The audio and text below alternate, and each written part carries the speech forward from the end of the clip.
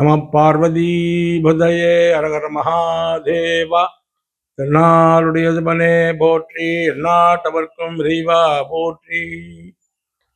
எல்லாம் வல்ல ஸ்ரீமுஷ்ணம் பிரகன்நாயகி சமேத நித்தீஸ்வர சுவாமி ஆலயத்திலே இருந்து இந்த காணொலியை அளிக்கின்றோம். அதனுடைய அர்ச்சகர் ரவிசுந்தர சிவாச்சாரியார் ஸ்ரீமுஷ்ணம். இந்த ஆலயமானது பிரகன்நாயகி சமேத நித்திய சுவாமி ஆலயம் தொல்லியல் துறையிலே இருக்கிறது. 1300 ஆண்டுகள் பழமை வாய்ந்த இந்த சிவாலயம் இன்னும் குடமுழுக்கு நடைபெறாமல் இருக்கிறது. 1962 ஒரு தினம் கும்பாபிஷேகம் நடைபெற்றிருக்கிறது.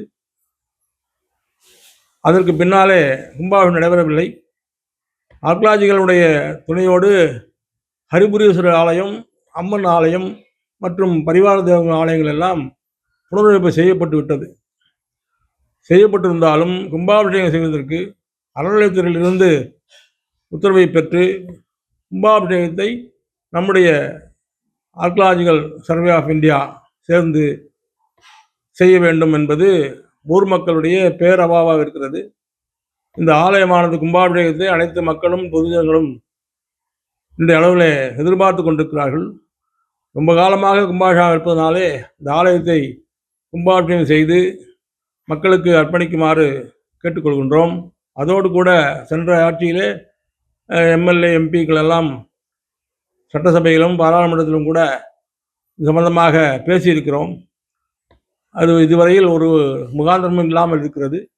இந்த காணொலி வாயிலாவது இந்த நித்தீஸ்வர சுவாமிக்கு கும்பாபிஷேகம் நடைபெறும் என்பதில் பரமேஸ்வரனை பிரார்த்திக்கின்றோம். நன்றி, நமஸ்காரம். இந்த சிவன் கோவிலானது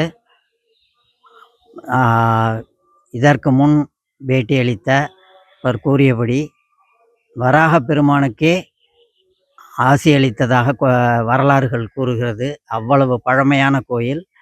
பூவராகர் கோயிலுக்கு, திருமுட்டம் பூவராக சன்னதிக்கு முன்னாலேயே கட்டப்பட்ட இந்த கோயில் இன்று சிதிலமடையக்கூடிய நிலையில், மிகவும் அபாயகரமான நிலையில் உள்ளது.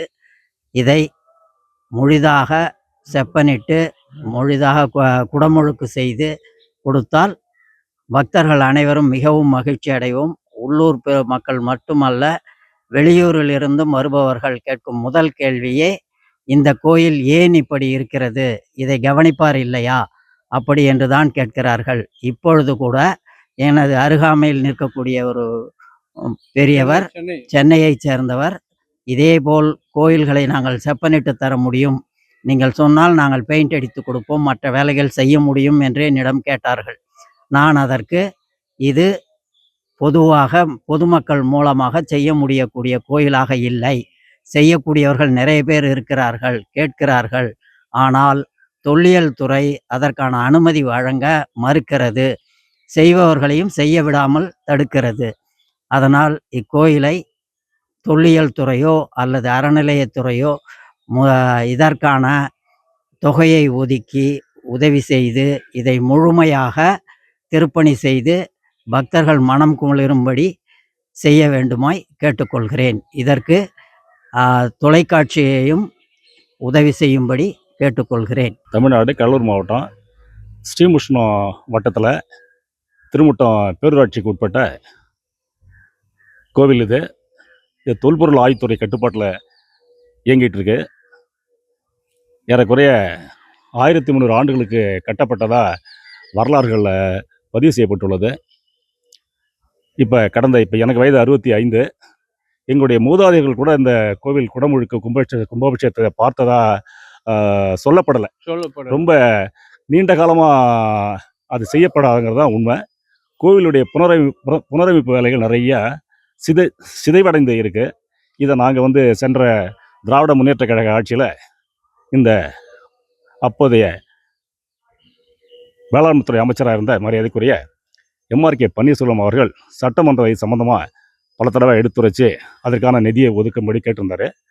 2வது, சென்ற சட்டமன்ற தேர்தலில் இங்கே வெற்றி பெற்ற இந்த தொகுதி எம்எல்ஏ கூட இந்த கருத்தை வலியுறுத்தி ஆழமாக அதை பதிவு செய்திருந்தாங்க. நாங்கள் பண்ணி கொடுக்குறோம் அப்படின்னு ஒரு உத்தரவாதத்தையும் அவங்க சொல்லியிருந்தாங்க. அவர் போட அந்த ஆட்சி மாறப்பட்டது. அதை அவங்க எடுத்து செய்கிறதுக்காக அது உத்தரவாதம் கொடுத்தாங்க. ஆனால் முடியல. இந்த ஆட்சியாளர்களாவது இந்த திருமுட்டம் பகுதி ஒரு தொன்மை வாய்ந்த பழங்கால பகுதி. இது பல்லவர் காலத்தில் கட்டின கோயிலாக சொல்லப்படுகிறது. அதே போல் பெருமாளுடைய 3வது அவதாரமாகிய வராக அவதாரம் எடுத்தது இந்த ஊர்னு புராணத்துலேயும் இதிகாசங்கள்லையும் வரலாறுகளையும் சொல்லப்படுகிறது. அப்படிப்பட்ட திருப்பதியை விட ஒரு படி மேலே உள்ள இந்த ஊர் இது சாதாரண ஒரு பேரூராட்சியாக தான் செயல்படுகிறது. இந்த கோவிலை புனரமைச்சு இதை ஒரு குடமுழுக்கு செய்து கொடுத்தாங்கன்னா, அது ஆட்சியாளர்களோ அல்லது பெரிய மனிதர்கள் யாராவது செய்து கொடுத்தாங்கன்னா இந்த பகுதி மக்களுக்கும் சிறப்பாக இருக்குன்று நாங்கள் ஊர் மக்கள், ஊர் பெரியவங்க கருதுகிறோம். உங்களுடைய ஒத்துழைப்பும் உங்களுடைய மீடியா மூலமாகவும் இதற்கு ஒரு தீர்வு ஏற்பட்டால் உங்கள் மீடியாவுக்கு எங்களது மனமார்ந்த நன்றியையும் இந்த ஊர் சார்பாக உங்களுக்கு தெரிவித்துக் கொள்கிறோம். நன்றி, வணக்கம். திருமுட்டத்தில் உள்ள சிவனாலயத்தில் நிறைய மக்கள் வழிபட்டு இருக்கிறார்கள். அதோடு இல்லாமல் சென்னை, பெரிய மன்னார்குடி போன்ற மாநிலங்கள் ஒவ்வொரு ஆண்டும் உழவாரப் பணி செய்து வருகிறார்கள். ஆனால் இந்த கோவில் கற்காலத்திலிருந்து இன்னும் கிட்டத்தட்ட 100 ஆண்டுகளுக்கு மேலே ஆயிருக்கும் போது இருக்குங்க. இது வரைக்கும் யாரும் கும்பாபிஷேகத்துக்கு ஏற்பாடு பண்ணாமல் அந்த கோவில் கொஞ்சம் சரியில்லாத சூழ்நிலையில் இருந்துகிட்டு இருக்குங்க. மதில் சுவர்கள்லாம் கட்டுறாங்க, எல்லாம் பண்ணுறாங்க. இருந்தாலும் இது கும்பாபிஷேகத்துக்கு செய்யணும்னு மக்கள் எல்லாம் விரும்புகிறாங்க. ஆனால் அதுக்கு தொடர்பு கொண்டு அந்த டிபார்ட்மெண்ட்லேருந்து அவங்க இன்ட்ரெஸ்ட் எடுத்து செஞ்சாதாங்க, மக்களிடம் சேர்ந்து செய்தாதாங்க செய்ய முடியுங்க. ஆனால் இது ரொம்ப நாளாக இதை நாங்கள் செய்யணும்னு ஆசைப்படுறோம். நிறைய பேர் வழிபடக்கூடிய இடமா இருக்குது. பெற்றதாய்தனை மகமறந்தாலும், பிள்ளையை பெறும் தாய் மறந்தாலும், உற்ற தேகத்தை உயிர் மறந்தாலும், உயிரை மேவிய உடல் மறந்தாலும், கற்ற நெஞ்சகம் கலை மறந்தாலும், கண்கள் நின்று இமைப்பது மறந்தாலும், நற்ற தவத்துள் ஓம்பும் நமச்சிவாயத்தை மறவையனே என்று நம்முடைய இறைவனை நாம் வணங்காமல் இருக்க முடியாது. யாரை வேண்டாலும் மறக்கலாம், எதையும் மறக்கக்கூடாது என்று இறைவனை வழங்க வேண்டும் என்ற நிதியோடு நாங்கள் ஆண்டுதோறும், தினந்தோறும், நாள்தோறும் இறைவனை வழிபடுகின்றோம். இன்று இந்த பல மக்கள்லாம் சேர்ந்து இதை வழிபடணும்னு வெளியூர்லேருந்து ஒருத்தர் இதுக்கு முயற்சி பண்ணணும்னு அவராகவே கேட்டார். அதனால் மக்கள் எல்லாரும் சேர்ந்து இதை செய்யணும்னு நாங்கள் மிக நாளாக ஆசைப்படுகின்றோம். சிவனுடைய பேர் நித்தீஸ்வரர். இந்த ஊரில் ஒரு விசேஷம், எந்த ஊர்லேயுமே 2 சிவன் இருக்கிறதுக்கு வாய்ப்பு இல்லைங்க. இங்கே நித்தீஸ்வரர் தான் ஆலயம். இது அதற்கு முன்ன அரிபுரீஸ்வரர் என்று ராம லட்சுமணர் வழிபட்டதாக சொல்லுகின்றார்கள். இது சில்லிகாவனம் என்ற காடாக இருந்து பிறகுதான் இது ஊராக அமைந்திருக்கிறது என்று எல்லாராலும் சொல்லப்படுகின்றது. இந்த மக்கள் எல்லோரும் ஆசைப்படுகின்ற இந்த சிவன் நித்தீஸ்வரருங்க. ஒரு விசேஷம் என்னன்னு கேட்டால், யார் வழிபட்டாலும் நித்தீஸ்வரருக்கு எல்லா நன்மைகளும் செய்கின்றார். இதில் நான் எனக்கு தெரிந்த ஒரு விஷயத்த சொல்றேங்க. இப்போ இருந்த 20 ஆண்டுக்குள்ள இந்த சிவாலயத்தை வழிபடுறதுக்கு கூட முடியாத வயதானவர் இறந்துட்டார்.